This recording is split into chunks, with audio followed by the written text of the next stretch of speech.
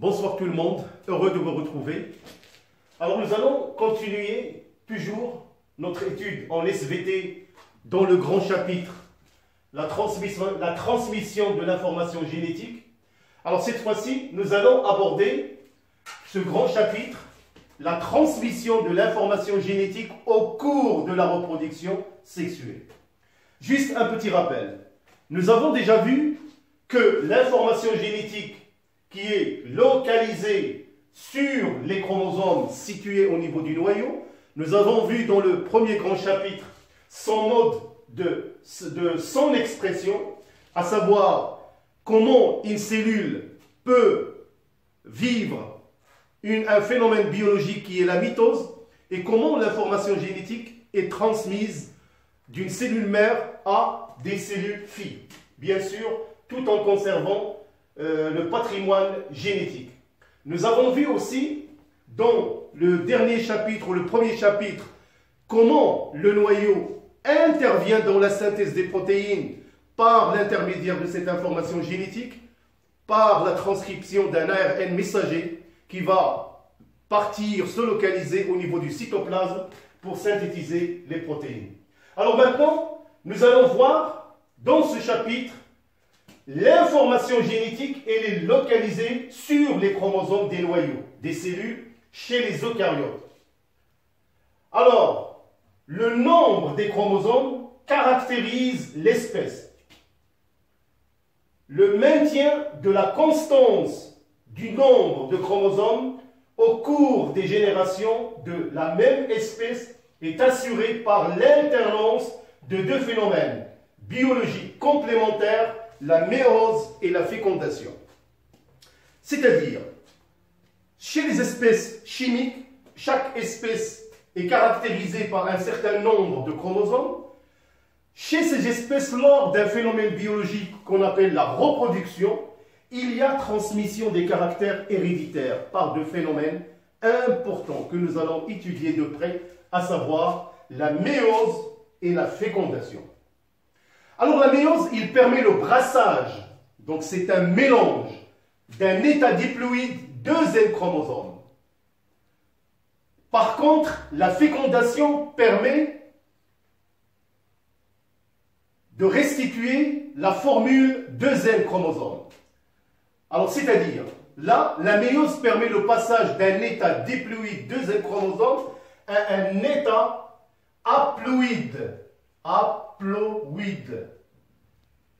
À N chromosomes. Par contre, juste après, le phénomène de la fécondation permet de restituer la formule de N. Alors tout ça, nous allons voir, bien sûr, dans cette capsule.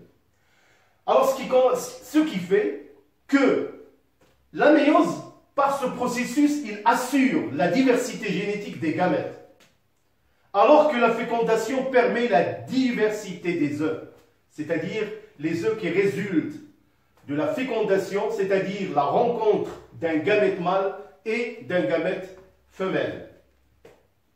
La reproduction sexuelle se réalise à l'aide des gamètes, comme je viens de dire, qui, considérés comme un intermédiaire unique dans le transfert de l'information génétique des parents à leurs enfants. C'est-à-dire, lors de la reproduction, on peut certainement utiliser le mot croisement entre deux parents. Chaque parent va participer par des gamètes haploïdes, genre masculin et féminin, qui vont se rencontrer par le processus de la fécondation pour donner un être vivant à travers cet œuf qui va se multiplier pour donner un individu certainement qui sera semblable à ses parents. Alors maintenant, nous allons voir de près les différentes phases de la méiose et qu'est-ce qu'on peut déduire de ce phénomène biologique important dans la transmission des caractères héréditaires.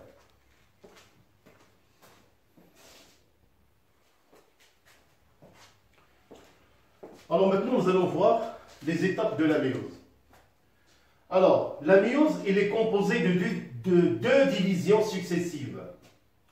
Une division réductionnelle qui correspond à la réduction du nombre de chromosomes de 2 N chromosomes à N chromosomes. Dans cette division, il y a séparation des chromosomes homologues. On trouve la deuxième division, une division équationnelle qui succède immédiatement à la division réductionnelle sans duplication de l'ADN. Seule la première division est précédée d'une interphase. Et ça, c'est très important.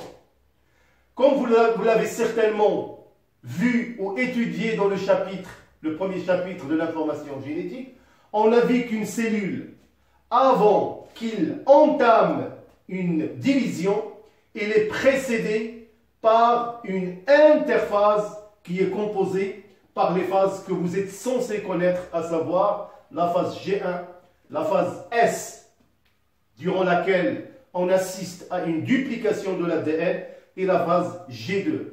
G1 et G2 sont des phases, bien sûr, de synthèse. Nous allons voir ça de près. Alors maintenant, nous allons voir les étapes de la méiose. La première division réductionnelle. Donc, la cellule a une formule chromosomique 2N chromosomes. Alors tout d'abord, comme la division qu'on a déjà étudiée, la mitose, la division réductionnelle, elle aussi, est composée de 4 phases, à savoir la prophase 1, métaphase 1, anaphase 1, télophase 1. C'est très important de mentionner chaque étape par le nombre romain grand 1. Alors, qu'est-ce qu'on remarque au niveau de la prophase 1? Bien sûr, au cours de la prophase, ce sont les mêmes phénomènes qu'on observe au cours de la mitose, à savoir disparition de la membrane nucléaire, apparition des astères et formation du fuseau achromatique, et bien sûr individualisation ou condensation des chromosomes. Alors dans cette prophase, on a toujours les mêmes mécanismes, mais nous allons appuyer seulement sur les différences qui caractérisent cette prophase. 1. Les chromosomes homologues s'apparient sur toute leur longueur, s'enchevêtrent et forment des tétrades. Alors, ce qui caractérise la prophase 1, c'est que les chromosomes homologues vont venir s'apparier un devant l'autre. Comme chaque chromosome est formé de 2 chromatides, donc on a des tétrades. Ce sont les chromosomes homologues qui s'apparient, c'est-à-dire qui se placent l'un en face de l'autre. Au cours de la prophase 1 se réalisent les brassages intrachromosomiques. Et ça, c'est très important. Ou on les appelle aussi les crossing over. Alors, c'est une étape qui est très importante, mes chers élèves, parce que ils vont vous permettre, quand on va étudier la transmission des caractères en appliquant les lois mendéliennes, nous allons certainement étudier les caractères, 2 caractères qui seront transmis par un phénomène qu'on appelle le dihybridisme, et les 2 caractères, soit ils sont portés sur un chromosome ou par 2 chromosomes différents. Et là, on peut assister à des brassages et des combinaisons que nous allons voir quand on va traiter les questions ou les exercices concernant les lois mendéliennes. Alors, retenez, la prophase 1, les chromosomes homologues s'apparient et forment des tétrades. Et il y a où se réalisent les brassages intrachromosomiques ou les crossing over. Alors pour la métaphase 1 se caractérise par la condensation des chromosomes qui est maximale. Les bivalents se disposent de façon aléatoire au niveau de la plaque équatoriale. Les 2 chromosomes de chaque paire se font face entre eux. Alors, on passe à l'anaphase 1. Bien sûr, c'est la séparation des chromosomes homologues de chaque paire et leur migration vers un pôle de la cellule. Il se constitue 2 lots de chromosomes, de N chromosomes à 2 chromatides. La télophase 1, il correspond à la séparation de la cellule en 2 cellules filles, chacune à N chromosomes à 2 chromatides par le phénomène de la cytodirèse, c'est-à-dire s'il s'agit d'une cellule animale, étranglement au niveau de la partie médiane du cytoplasme.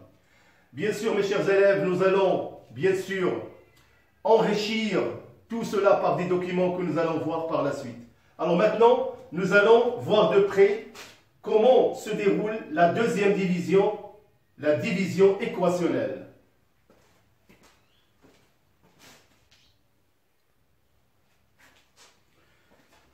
Alors nous allons voir maintenant la deuxième division équationnelle, l'autre étape de la méiose.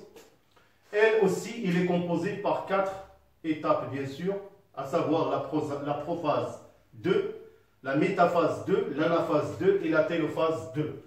Donc, bien sûr, 2 en chiffre romain. Alors, pour la prophase 2, bien sûr, les chromosomes sont déjà individualisés et ils sont au nombre de N, alors qu'au départ, on est parti à 2 N chromosomes. Alors, les N chromosomes sont à 2 chromatides, bien sûr, toujours dans la prophase 2. Ces derniers vont se déplacer pour occuper le plan équatorial de la cellule, c'est la métaphase 2. Les chromosomes se placent dans le plan équatorial de la cellule. Par la suite, l'anaphase 2. Donc, dans cette phase, on assiste à les chromatides de chaque chromosome se séparent au niveau du centromère et chaque chromatide migre vers un pôle de la cellule. La télophase 2. Les 4 cellules s'individualisent, chaque cellule contenant N chromosomes a un chromatide, il est donc haploïde. Bien sûr, pendant la télophase, il y a la réparation de l'enveloppe nucléaire et bien sûr, donc, les chromosomes vont se décondenser pour, bien sûr, entrer en interphase. Voilà, mes chers élèves, les grandes étapes de la méiose. Comme je vous ai dit, nous allons certainement dans la deuxième capsule revoir toujours la méiose, mais on va utiliser des documents qui vont vous permettre de voir de près ces différentes phases et nous allons voir comment en interphase la quantité d'ADN varie. Voilà, donc je vous remercie pour votre attention. Pour la deuxième capsule, à bientôt. Portez-vous bien. Bonne soirée.